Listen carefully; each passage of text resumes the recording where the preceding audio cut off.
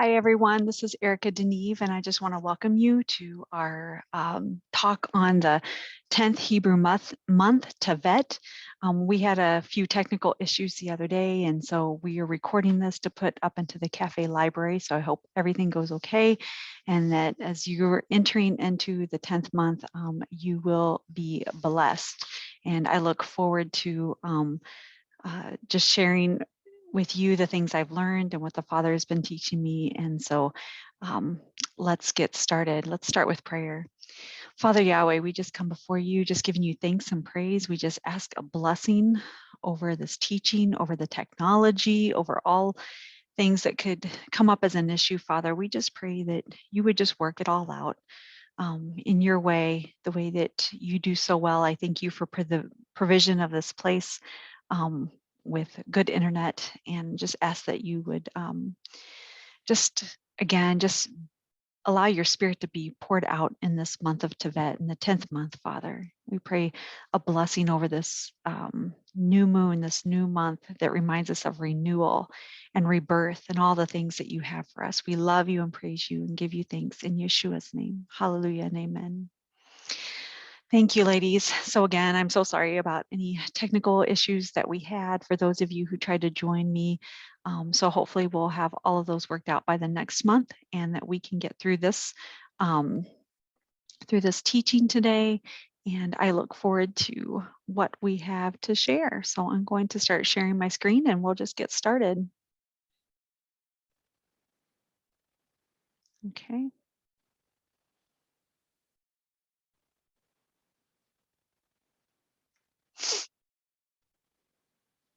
All right, there we go. Lev Mekudash. And if you guys remember, this is our renewed heart. So every day, sunrise, sunset, every week at our Shabbat, and every month, we have the opportunity to be renewed. The Father is so good that way.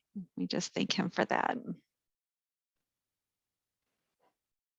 So here we are, the 10th month of Tevet. And things that we're going to be seeing, that we're still in the dark months, the dark, sometimes cold, depending on where we're at. Of course, we're talking in the northern hemisphere, not the southern hemisphere. When we talk about some of the qualities and attributes of these months. So we are right here with Hanukkah kind of having its feet in both Kislev, the 9th month, and the 10th month. And as we come into like the darkest time of the year, we have our Hanukkah or our menorah lit to its brightest, to really just bring in that light. And again, it's also illuminating the things that we saw in Kislev, maybe things that we personally have to work on, challenges that we have. It's being illuminated in this 10th month. You'll see we also, we're going to be talking about judgment. That is something that is connected with the 10th month. And the bad eye versus the good eye. It's your bad eye is Ayin Ra, and good eye is Ayin Tova. So that's definitely something we're going to be talking about in the lesson tonight. So let's get started. Tevet.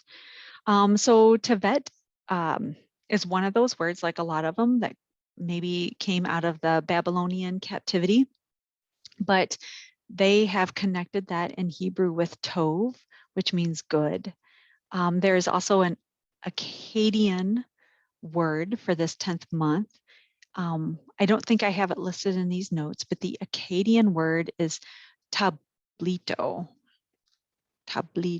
which sounds Spanish to me whenever I think about it. But that word kind of gives you an idea of being stuck in the mud, being stuck in something like mud. So we're going to kind of just talk about that just a little bit too later on. But it's our final days of Hanukkah, the brightest days in the darkest month. And of course, Hanukkah is all about cleansing and rededicating our temple. It's kind of like a second Sukkot. If you've read any of Halissa's work on Hanukkah or other people, they will talk about the idea that we have this 8-day feast, festival, joyous celebration, whatever you want to call it. And it kind of, they were waiting so that they could dedicate the temple. And so that is what the Feast of Sukkot really is all about. We really think about it as going out into the wilderness and living in our tents, but the Feast of Sukkot was also a celebration of dedicating the temple. Uh, Things about Tevet: Esther was crowned queen in the month of Tevet, and we're going to be talking about her later. She's going to play a little role, and some things we have to talk about, especially fasting. 10th of Tevet is a minor fast called Asarah B'Tevet. And it's recalling the beginning of the siege against Jerusalem by Nebuchadnezzar. Okay, so that's the beginning. And of course, we know when we get to the 9th of Av, if you're familiar with those fast days, then you know that that's when the 9th of Av is when both temples were destroyed. Tevet is about fighting against Hellenism and idolatry. The first temple is said to have been destroyed because of idolatry. So that's something we should really pay attention to, you know, as we're coming into this time, and how appropriate that it's during this time where the enemy has set up different kind of traditions and rituals and things that are not rooted in what the Bible says, but in other pagan and idolatry type of ideas during this time that we see with Christmas and New Year's and things like that that are going on during this time. Seems very appropriate that we're talking about it during this month. The number 10. So just think about like what you think of when you think of number 10: order, judgment, testimony, and tithe is some of the attributes of 10. So things are put in order. So even when you think of elementary school, you can think of your 10 blocks, if you ever had those, or the like 10 sticks, if you've used those before. As a substitute teacher, I don't remember using them when I was younger, except for like, you know, the paper. But as a substitute teacher, when I did that, we would use those in the younger grades. And so they were put in tens. They were 10 blocks. And then, you know, 10, 20, 30, 40, we count things off. So there's a little bit of that idea of order that comes to the number 10. Judgment, we got the 10 commandments. We have the 10 plagues. We see this idea of 10 playing out in judgment and punishment or discipline, or things to show us what could cause judgment or punishment or blessing on the other side of that. Testimony, the 10 words that Moses brought down, they were placed in the Ark of Testimony. They are the words of the testimony. And tithe, a tenth of something is part of something.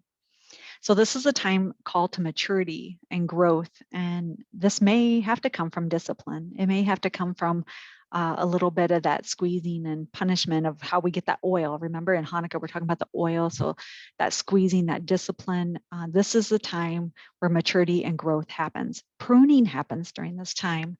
My husband and son were over in Israel, working the land and pruning vineyards, the vines, during January and February.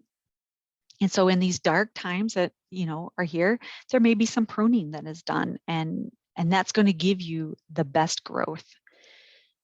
Proverbs 6:20 through 23. Let's look at that one real quick. I read a lot of different scriptures the last time, so I'm going to be rereading those. So I hope that you get out what I have saw in these that come into play during this month. There's different scriptures just to meditate on during this month. My son, observe the commandment of your father, and do not forsake the teaching of your mother. Bind them continually on your heart. Tie them around your neck. When you walk about, they will guide you. When you sleep, they will watch over you. When you are awake, they will talk to you. For the commandment is a lamp, and the teaching is a light, and reproofs for discipline are the way of life. So as hard as it is, we need to welcome these. We need to ask him, what is it that I am supposed to learn from these trials, these teachers you are giving me, is how it's put in another place. So like we said, commandments, plagues, a minyan is a group of 10 men that can kind of counsel. And so we see Boaz talking to 10 men when he's trying to acquire the rights to be able to gain Ruth as his wife. Abraham bargains for 10 righteous and Saddam. So we know that there is something about that number that makes it significant when it comes to counsel and order. Let's look at Zechariah 8. This is 16 through 23. And again, this is going to be about judgment. Chapter 8, verse 16. These are the things which you should do. Speak the truth to one another.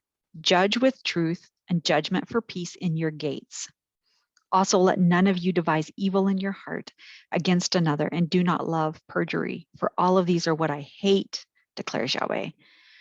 Then the word of Yahweh of hosts came to me, saying, Thus says Yahweh of hosts, the fast of the 4th, the fast of the 5th, the fast of the 7th, and the fast of the 10th month will become joy, gladness, and cheerful feast for the house of Judah.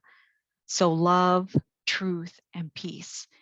If the Father loves truth and peace, we should love truth and peace. And right here we get that little snippet of those different traditional fast days, which I have found these last 2 years studying the Hebrew calendar, as I've begun to institute those, what a focus it gives me for the nation of Israel, for myself, for believers, just to be able to have that focus of something to be praying for. And so as you think of the fast of the 10th of Tevet, when you think about that one, when it says the fast of the 10th month, that idea that there's an enemy that wants to lay siege to our walls. So we need to be aware of that. And that gives me a prayer focus. We're going to go on. This is verse 20. It says, Thus says Yahweh of hosts, it will yet be that people will come, even the inhabitants of many cities. The inhabitants of one will go to another, saying, Let us go at once to entreat the favor of Yahweh and seek Yahweh of hosts, and I will go also. So many peoples and many nations will come to seek Yahweh of hosts in Jerusalem and to entreat the favor of Yahweh.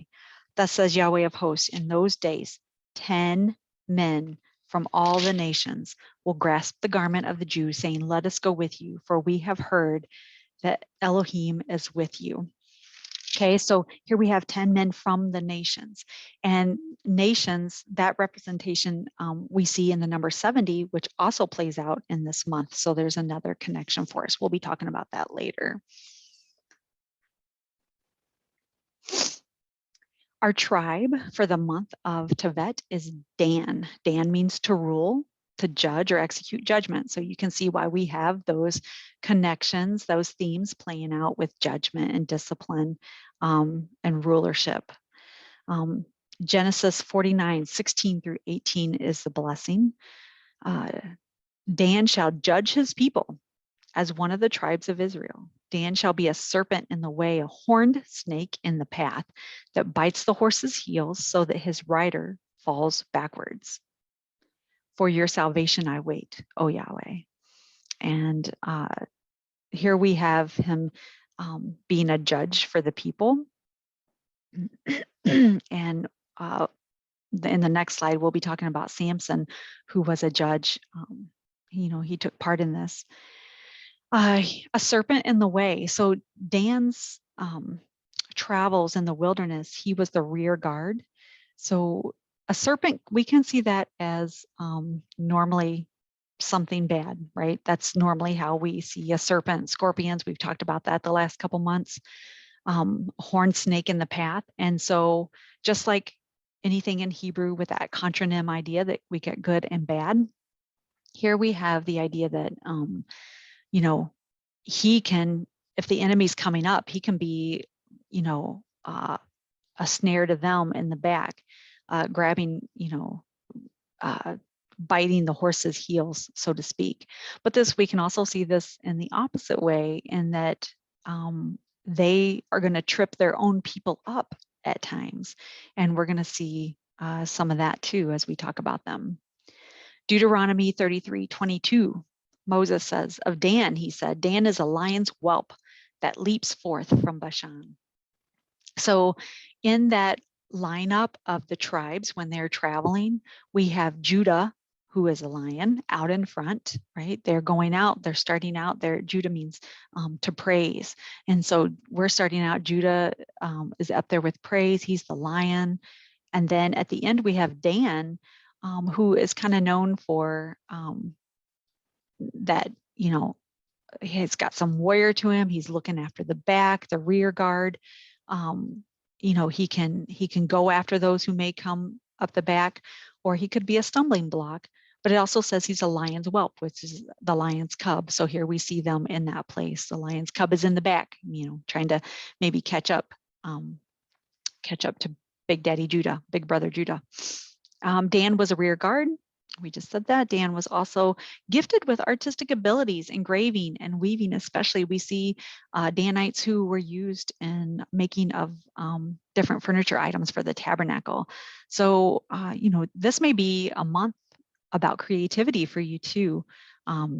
Maybe there's some artistic ability or creative, maybe it's your creativity in making food. Maybe it's your creativity in the way you present lessons to your children or to your congregation or to a group of women. Maybe you're creative in that way. That tends to be more my side of things. If I'm going to make, some cool little crafty thing, I'm usually on the Pinterest fail part of that. But I love to get creative in my lessons to to the children's ministry and for my month lessons and women's lessons. I like to try to be creative and again make those different kinds of visuals using all the senses. So that's how my creativity tends to come out. So don't think of creativity as just as art or music. It could absolutely be those things, but think outside the box of how your creativity can be used in this month. Judges 18 tells us the tribe of Dan about the moving and settling up north. So when you're looking at the two maps that I have on here, the map that's kind of colorful, I have Dan circled. They are over there on the Mediterranean Sea, right next to what says Philistia. So it's where the Philistines were hanging out. They hadn't pushed them out of the way there. So Dan came in, that's where they were supposed to be, but they were having some trouble getting everybody out. And for whatever reason, we learn in Judges 18 that they pretty much kind of get run out of that area and they move up north. And you will see that on the other map that I have here up at the top with the red circle around it is way up north. It's on the border. Mount Hermon is there. And if you know anything about Israel's geography, then you know that is you're up there at north. You're right by Syria. So what's interesting is that Dan did not stay where they were supposed to settle. They had Big Brother Judah again right there. They had Ephraim, they had Benjamin. All like those are known for being warrior tribes. They could have had them, help them gain that piece of land they were supposed to. And if you look at where they're at, that's kind of a crossroads. Look at the people that would be coming in to the Mediterranean Sea, coming up from Egypt there through what we see as Philistia on that map. So they had a very significant place that they were supposed to be, that they could have affected so many nations coming in through their ports, through that land, getting from north to south. However, maybe fear, doubt, whatever it could have been, Dan did not stay there and they settled up north. What happened though is when they moved north, they got caught up in idolatry. You hear that story in Judges 18. It's kind of a crazy story, but they want a priest for themselves. They cart off the priest and the priest takes the the idols from the household. And so here we're just getting started and we're already caught up in idolatry. And because of that, and also because of their placement where they ended up moving to, they're the first to be carted off to Babylon. The dual nature of snake and lion's whelp is something that we can understand too. I think sometimes um, we're we're a snake, right? Sometimes we're that kind of maybe deceptive or slithering, or maybe we're the ones who are um, biting the heels or stinging the heels. And that's what we have to kind of fight against. We want to be the lion's cub. We want the Lion of Judah. We want to learn from him and take on his characteristics. Famous Danite Samson, he kind of embodies that dual nature. He did not fully, he had such purpose, just like Dan did, such purpose, all the things that he could have done. I mean, when we look at the judges, Deborah, Gideon, and the others, Samson is that one. Like, I mean, he was like a superhero, right? Like he had all of this strength, all of this, like, imagine what he could have done if he had used that for the purposes that the Father had for him. But instead, he gave in to that beast nature side of him. So all of that stuff that the Father put in him that he could use for good, he used that for bad, and just wasn't fully following the Father until the very end. And interestingly, his eyes are gouged out, right? And I think because physically he did not have the lust of the eyes, the lust of the flesh, the pride of life, he's chained up.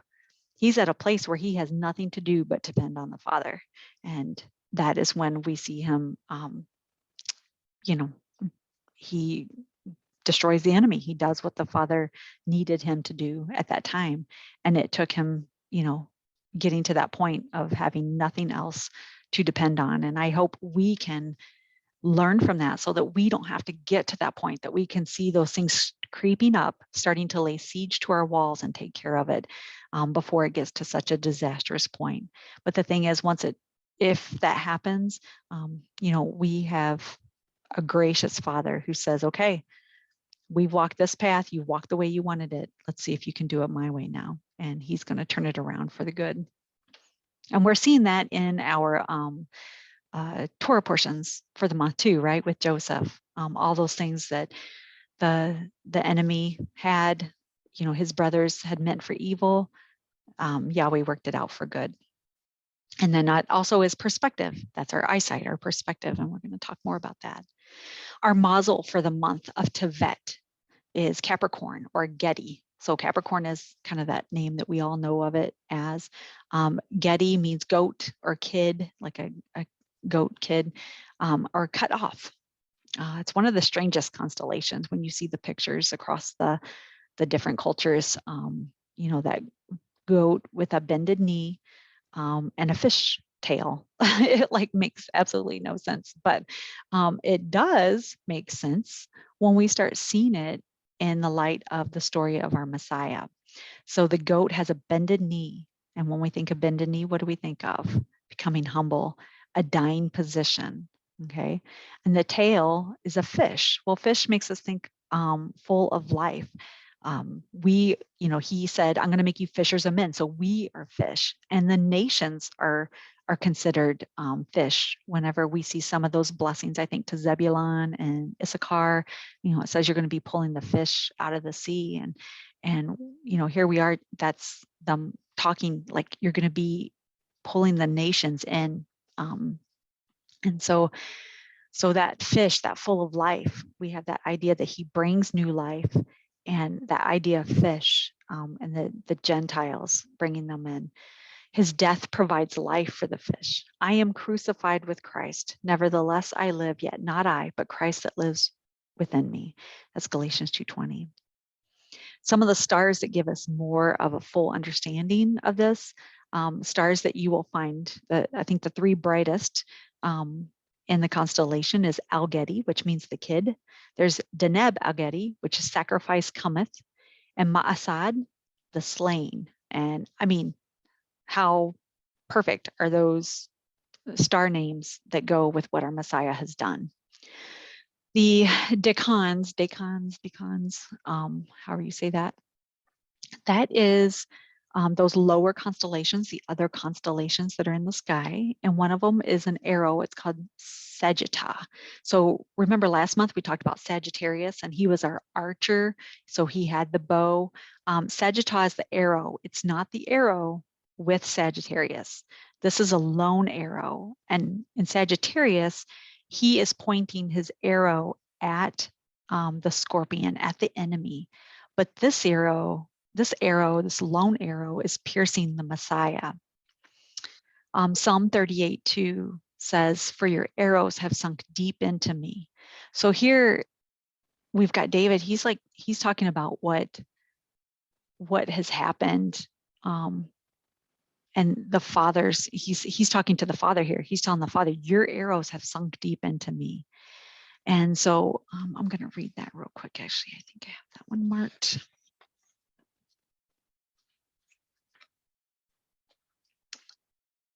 That idea that, Yeshua had to take on, he had to take on our sin.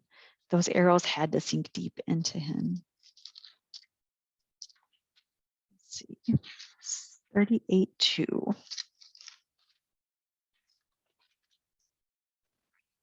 O Yahweh, rebuke me not in your wrath, and chasten me not in your burning and anger, for your arrows have sunk deep into me, and your hand has pressed down on me. Okay, so that's a cry out. And if we think of what Yeshua had to go to, that separation from Yahweh, from his Father, for everything that he knows, he had to take that on for us. Another representation of that is Aquila, the eagle, which is another constellation, lower constellation in the sky. And it's turned upside down. So my picture on the screen has it upside down. And that arrow that we just talked about is going towards this eagle. It's eagle fallen, a wounded by arrow.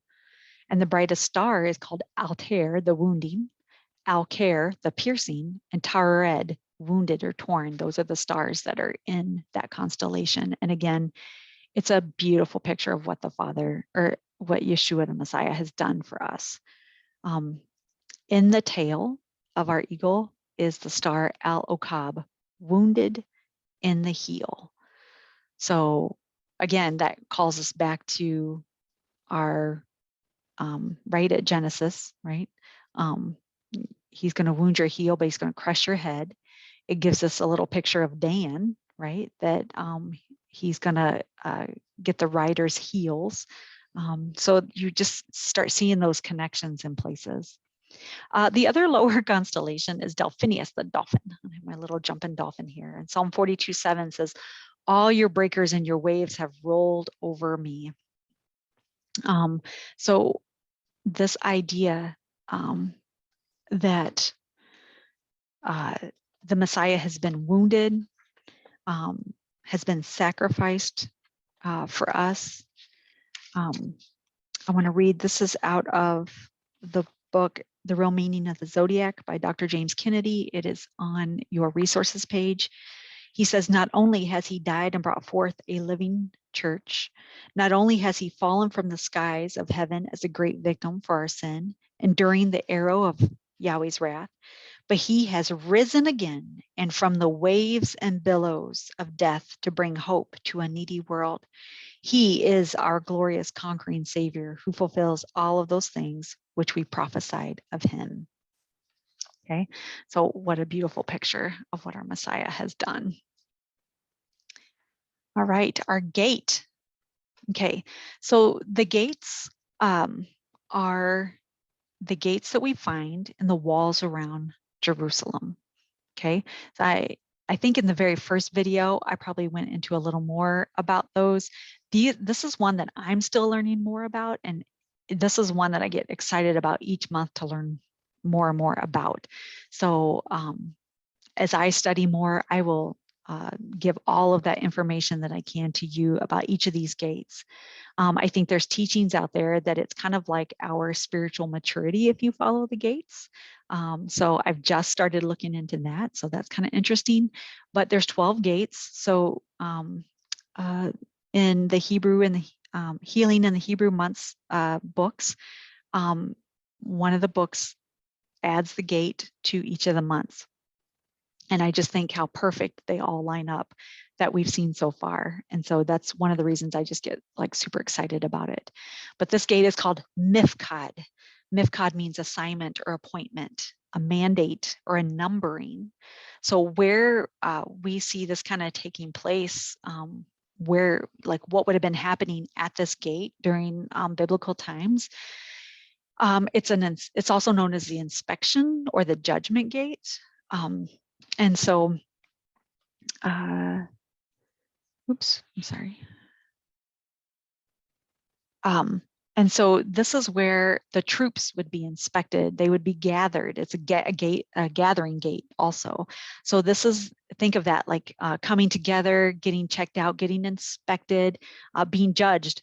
Is your armor right? How's your horse look? Are there any issues going on? This is where those things are going to take place. Are we ready to go? Are we ready for the battle? So this is some of the things that could have happened there. It was repaired. So when you read Nehemiah, that's where I want you to go. I want you to read Nehemiah, especially the first 4 to 5 chapters. If you're really interested in the gates, it'll tell you more, and it'll tell you the name of the gate. And normally it tells you who it was that repaired it. It'll give the name. It may give the father's name. It may give where they're from. I want you to kind of take special interest in those names. And I think most of us have kind of learned that you know, when you see a genealogy, pay attention to the genealogy. If you see a list of something, pay attention to that list and what those names mean, whether it's towns, whether it's names of ancestors, a genealogy, whatever. But this one says Mifkad was repaired by Malchiah, which means king of Yahweh or appointed of Yahweh. Okay, this is on the eastern side. So the eastern gate that we've talked about, we know that Yeshua is to return to the east, through the eastern gate. Interestingly, the sheep gate is nearby. And I'm still learning all of this, but on the day of the triumphal entry, when Yeshua is entering, what everybody was waiting for were the lambs, right? For Passover, the Passover lambs were going to be coming down. And I'm guessing the sheep gate is probably where they would have entered. So again, we have these on the eastern side of the wall. The picture that I have here is not the Mifkad gate. It's just a beautiful gate that I found. So I wish it was the Mifkad gate, but it is. I love gates and doors, and so I happened to find this one, and I just really loved it. So that's just the idea of like there being a gate, but that is not what the Mifkad gate looks like in the wall. And in fact, I'm not even sure at this point what it does look like. How awesome would that be as a tour to go and look at all of those gates? And some of those, like we talked about, what you see as the eastern gate that they have blocked up is not what the eastern gate was when Yeshua was alive. That is probably a few feet down because we know they build on top. David took accounting of his men, which did not go well. That is in 2 Samuel 24. And we took some time to read this when we did our first recording, because there were just some really interesting, when I read this, I just read it to kind of get an idea of this, you know, oh, okay, David took an accounting of his men, you know, a census, and we know that that did not go well for them, but there were some interesting things that came out of that. So 2 Samuel 24. Now again, the anger of Yahweh burned against Israel, and it incited David against them to say, go number Israel and Judah. The king said to Joab, the commander of the army who was with him, go about now through all the tribes of Israel, from Dan to Beersheba, and register the people, that I may know the number of the people. But Joab said, now may Yahweh your Elohim add to the people 100 times as many as they are, while the eyes of my lord the king still see. Why does my lord the king delight in this thing? Nevertheless, the king's word prevailed against Joab and against the commanders of the army. So they did not want to go out and do this. They knew what he was doing was wrong, to number his men. So it came out that the number was 800,000 valiant men who drew sword, and the men of Judah were 500,000 men. Now David's heart troubled him, and that he had numbered the people. This is verse 10. So David said to Yahweh, I have sinned greatly in what I have done. But now, O Yah, please take away the iniquity of your servant, for I have acted very foolishly. So what's interesting is that then him and the father have this conversation, and he gives him like choices, right? He gives him choices. You're going to have 7 years of famine. You're going to be on the run from your enemies, or there's going to be a 3-day plague. And so he chooses the 3 days of pestilence. And so again, here's another connection to this month. So not only did we take an accounting, and we're talking about the Mifkad gate, which has appointment, assignment, numbering, but here it says, Yahweh sent a pestilence upon Israel from morning until the appointed time, and 70,000 men of the people from Dan to Beersheba died. So 70,000. So again, 70 is going to be another number that comes up in this month when we talk about the letter assigned to the month. And he says, behold, it is I who have sinned, and it is I who have done wrong. But these sheep, what have they done? Please let your hand be against me and against my father's house. So again, that's like a picture of what, it was us who sinned, but Yeshua is the one who took that from us. And so we're kind of seeing like David saying, it was me. Don't punish these people. So even though in this case it was David who did sin, I just kind of see that theme running through there. So Gad came to David that day and said to him, go up and erect an altar to Yahweh on the threshing floor of Arunah the Jebusite. So all of this accounting ends up leading to the purchase of the threshing floor where the temple was built. And I just think that's such a beautiful circling picture. I don't know, like when I was reading that, I just loved it. When we get into Matthew, when we're talking about this inspection, we are going to be inspected. We're going to be inspected for our fruit. We're going to be inspected. We've talked about being inspected for our fragrance. And in Matthew 24, 29 through 31 and 45 through 51, we have that idea of, that there's going to be judgment taking place and right judgment. And so just kind of pay attention to those kind of themes and Bible verses that may come up this month. Here is our letter. It's Ayin or Ayin. The number 70 is the numerical value of it. The Ayin is an eye, seeing, watch, discernment. It's also a well or a fountain. This also has to do with our menorah. The placement of the lamps themselves, those are called wells. Okay, so that's kind of that ayin. So we know it says, the eyes are like a well to the soul, a lamp to the soul. I'm like butchering that right now. So all of those connections as we end Hanukkah and our menorah is bright, we want our lamp to be bright. We don't want our lamp to go dim. That means that there's some spiritual issues going on. The numerical value of 70, we got the ayin tova that we talked about earlier, the good eye, ayin ra'ah, the bad eye. So how are we looking at others? And this isn't just like a judgment call and like, I can't believe she did that. Oh my goodness. Like why, why are they like that? It's not just that. This ayin tova has to do with generosity, and ayin ra'ah has to do with stinginess. So I want you to kind of think of like maybe Jonah, where Jonah had a bad eye against the Ninevites. He was not feeling generous. He was feeling stingy. He did not want to go share the truth with them. He did not want that to happen. And so, so the father, though, could look at the people of Nineveh and he could see potential. He was not using the eyes that we see out of physically. He was using spiritual eyes. And that is so important when we're dealing with people, because we want to deal so much just in our physical, what we see, what we know of them, right? And, we have to take those things into account.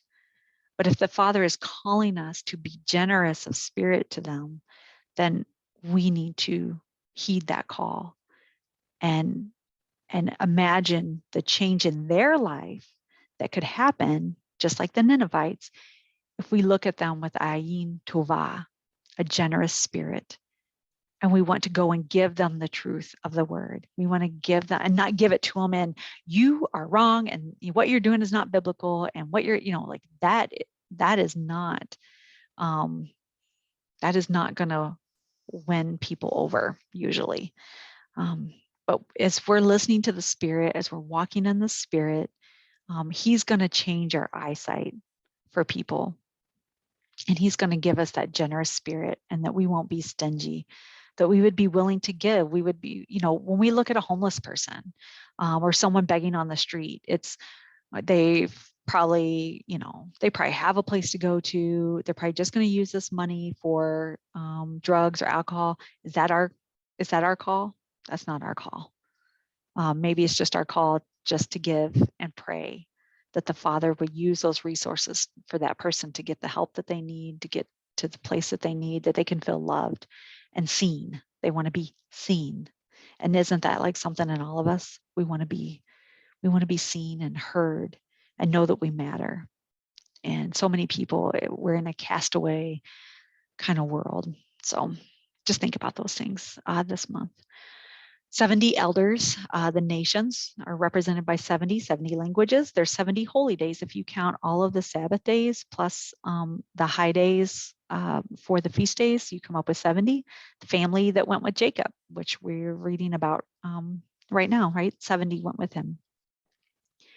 Again, this month has to do with maturity and growth. And when we mature through discipline and allow the Spirit to teach us, we can judge righteously. So there is judgment that needs to be taken place, but we have to judge righteous. It says that we want peace. Those verses that we just read, we're judging, and like that should kind of be our end goal. We look with generous eyes. We're seeing the potential in others. Okay, so usually with each month, we talk about whatever feast day, maybe a traditional, holiday that there may be, like Hanukkah or Purim would be kind of the people's holidays, the traditional ones, not maybe necessarily the biblical commanded ones. But we also look at the fast days, and it just so happens we're finishing up feasting and celebrating in Hanukkah just in time to think about fasting on the 10th of Tevet. As we are praying, there may be some things we have to go to fasting for.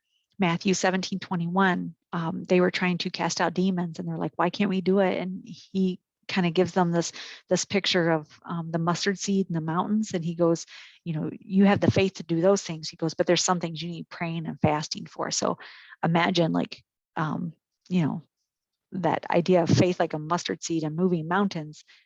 Doesn't necessarily say we have to fast for those things, but there are going to be things that we have to fast for.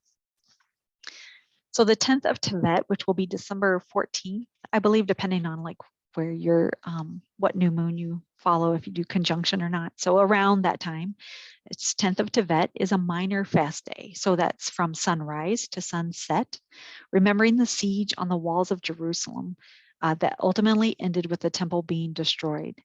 So we have just got done celebrating Hanukkah and that idea of overcoming the world and idolatry and Hellenism and all the persecution that the world systems want to put on us as believers in Yahweh. We just got done doing that, but now we have to be on the lookout for those who may be laying siege to our walls. And how many prophecies do we see where it says that Judah, I think it's in Isaiah maybe. There's probably a couple places where it says Judah, you grew fat, So times were good. So here we are, we just got done, we rededicated our temple, we're putting things back in order, we've got our priesthood, and we grow fat in that complacency, and we forget that we still need to be on the lookout. We still need to have our eyes open. We still need to have our watchtower being checked out and seeing what's going on. We've got to have people stationed there to see if there's people coming to lay siege to our walls. Sometimes laying siege to our walls is ourselves. We'll talk a little bit about that, but yeah. So let's don't just be complacent. It's now time to start kind of keeping an eye on these things. Esther knew she would have to be in prayer with fasting to strengthen herself to go before the king. So just that idea, Esther is such an example of knowing that what needed to be accomplished wasn't going to be accomplished easily, and of her own self that she needed fasting. And I am not a great faster. But what I do find, just like Esther, when she called all the people, she told Mordecai, have the people fast for me for this situation. And she said, me and my handmaids will be doing the same. I fast better when I know I am fasting with other people. So these traditional fast days that are put in there, even if I'm the only one doing it, like in my tight circle, I at least know there's other people who are keeping this fast across the world. And so that kind of gives me a little boost, and to know that we are all praying into the same thing. And so, find your little tribe that will fast with you, whether it's through the Rooted Cafe, whether it's through your congregation, whether it's your prayer group, an online group, whatever it may be. I think there's strength in numbers. We already know that, right? Where 2 or 3 are gathered. And to know that we're all focusing on that one thing. Today, we're praying for this. We're praying into this situation, and we're fasting to go with it. Is just really, I think, makes a difference for ourselves and in the heavenlies. Our Medot, which are the characteristics that are given to this month, are righteous anger, generosity, which is our Ayin Tovah, and gentleness. We're going to be talking, anger is the sense for the month. And so when we talk about the senses, I know normally we think like, taste and touch and smell, those kinds of things, but it's pretty much anything our body can engage in. So like for Kislev, it was sleep, right? Because we're going into the dark months. It was the months of dreams. So sleep, it's just those things that your body itself can engage in. And we can engage in anger. And just like a contronym, we may have righteous anger. I may be very upset when someone is blaspheming the name of Yahweh. But I have to handle myself, and I have to make sure that I'm entering into those situations with a right mind, and a mind that is focused on Yahweh and what He wants me to do and how He wants me to handle it. But if I'm letting my anger well up over everything that's happened politically, everything that's happening, in mainstream church or whatever it may be, if I'm holding on to that, that's going to cause some issues. So here we just have our themes that we've talked about throughout this discussion: good eye versus evil eye, discernment, maturity, judgment, sacrificial love. Let's see. The man beast, that's that whole idea of like the anger, right? We have to rule over our anger. Anger is that beast nature, one of those underlying passions, desires, things that we have in us that can be used for something if we're using it being ruled by the Spirit. Some scriptures. I just had Sydney post a page of scriptures, some that we've read here, some that I have on here. Some of these are in, I think all of these that I have on here are in Keisha Gallagher's New Moon book. Deuteronomy 16, about appointing judges, no bribes, follow justice and justice alone. 1 Kings 12's Rehoboam, Proverbs 1 about wisdom and instruction, Romans 2, judgment, unrepentant heart, and Hebrews to get off the milk. That's where that maturity idea comes from. And I just wanted to share with you that, we talk about the milk and the meat. And I was challenged a few years ago listening to a Christian pastor on the radio when he was talking about this verse and the idea that, yes, we go from milk, right?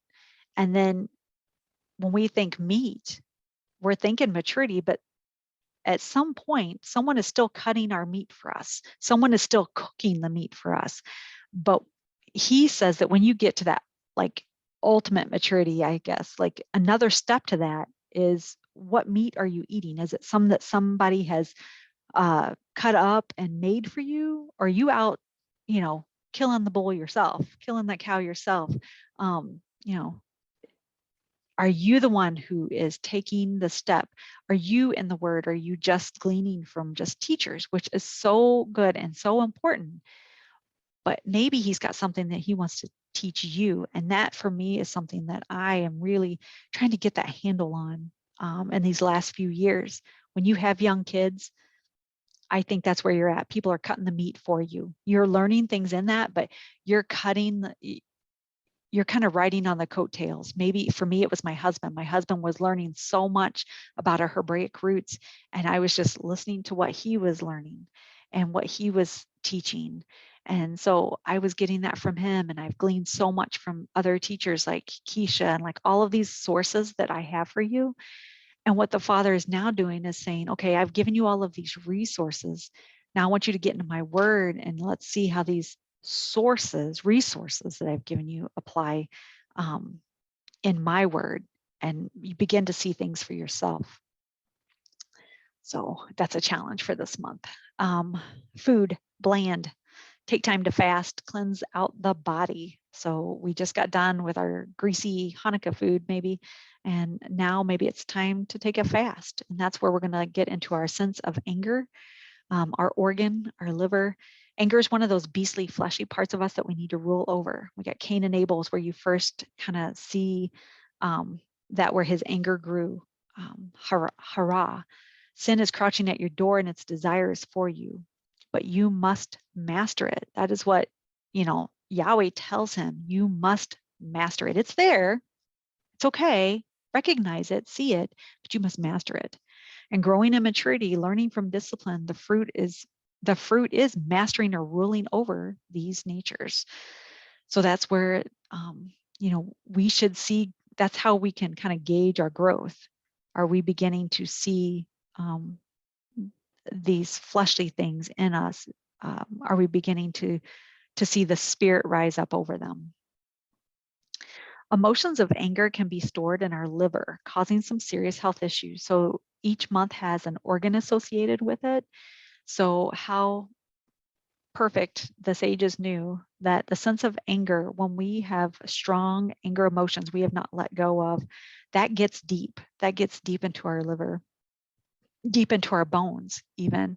And I had a friend, I'll share real quickly with you that she had some deep anger issues with her dad. And as she was praying for him one day, the spirit began to just well up and work in her, that she was releasing that anger and began to have compassion, because he just did not have the tools that he needed when she needed them when she was younger. Well, when she was younger, she got very sick, was having bone issues. They said that what she was diagnosed with was turning into leukemia. However, all of that stuff, which they were saying that she had leukemia, that she needed a bone marrow transplant.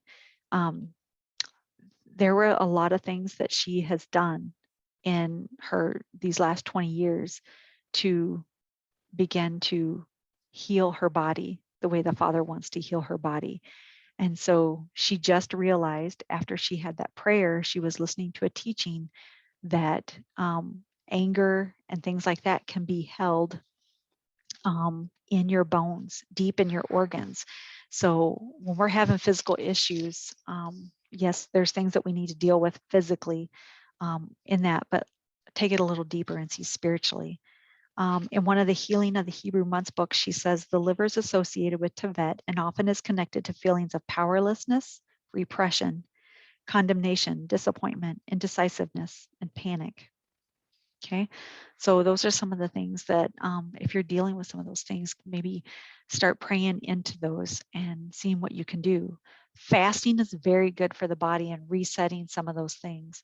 As far as liver goes, burdock root, you can make tea out of it, and nettle tea. My husband makes both of those things. And a lot of people at our assembly use a lot of those natural things to cleanse out the liver. This is a great time to enter into a fast to deal with those anger issues and cleanse your liver. Taking care of our anger could begin to heal the things in us spiritually and physically. Are we angry with the Father, with Yahweh? Do we have a disappointment we're holding on to? We have to work those out. Working on our ayin tovah can also be healing. Luke 11:34 through 36, your eye is the lamp of your body. When your eyes are good, your whole body is also full of light. When they're bad, your body is full of darkness. Be careful then that the light within you is not darkness. So if your whole body is full of light with no part of it in darkness, you will be radiant as though a lamp were shining on you. How beautiful. And that just also reminds us too that there's this false light that the enemy is trying to give us, and we have to make sure that we are that the light within us is not darkness. So kind of meditate on that. And some ways that we know that is that true light will use a good eye to see potential in those around us, even if anger has been an issue toward them.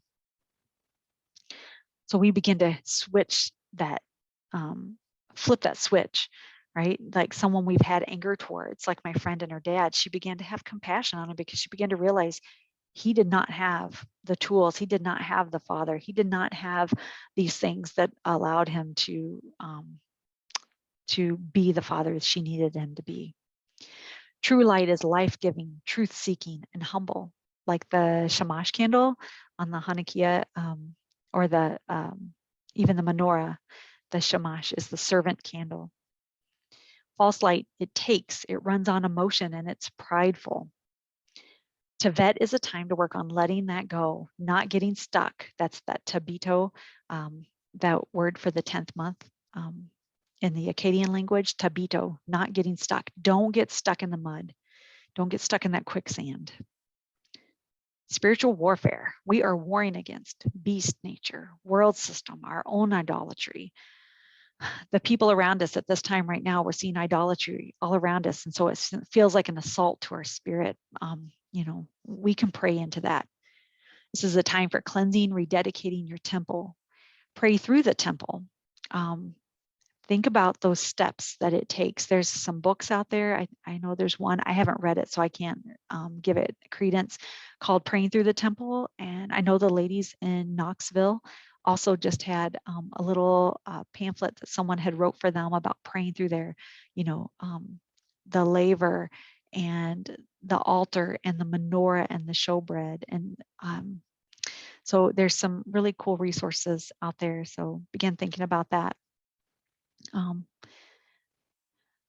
Fasting. That's how we can do some spiritual warfare. When we get things corrected and cleansed in our temple, we can properly deal with the outside world and the enemy's plans. So if we're filled up with a bunch of junk, we cannot deal with the outside. And this is physically too. I've got friends right now who are radically changing their lifestyle because they said when the time comes and they have to get up and run and move during these end times, things that may be going on, they don't want to be a burden to anyone else. And I thought, what a mature way to see things that they're doing. So I just praise them for that. All right, ladies. Finally, in this 10th month of Tevet, we can put things back in order, judging what's good by reflecting the true light of Yeshua's sacrifice that brings new life, the Gedi, the Capricorn. This allows us to see with a good eye, with a generous spirit that results in sharing that sacrificial love. When we're doing this together, we can stand against the evil around us and build each other up as a righteous temple. Taking time to pray and fast can have effects for generations on our bodies, our families, our nations, just like Esther. This strengthens our eyes so that we can look out for who might try to lay siege to our walls, even if that is ourselves.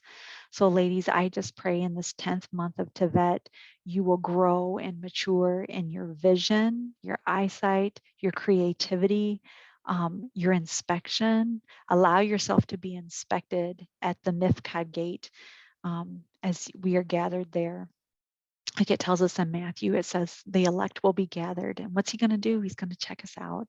So I just pray along with you that you will have a beautiful, blessed month, that the things that began to give birth in the 9th month, we will begin to see that growing and maturing in the 10th month.